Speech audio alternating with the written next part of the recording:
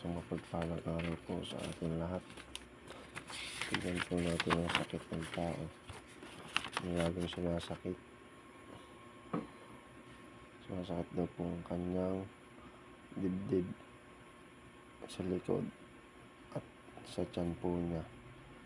So tignan po natin ang sakit niya kung para saan. Kung albularyo po ba o pandoktor ang kanyang sakit.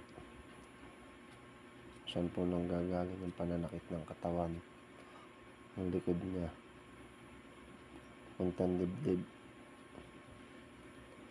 Tignan po natin sa tawas natin. So bali dito po, kung napapansin niyo po, parang may nakahulma rin po na tao. So ayan po, mabukas po ang third eye, mabilis pong makikita,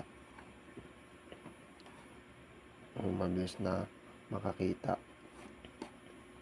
So bali may spiritual din po siya, nakaramdaman o physical. Ito po ang katawan niya, bali siya po ito. So bali pinasok po siya ng lamig. Yan po ang katawan niya. Ito po yung taong nagpagamot. So bali ito po. God bless po.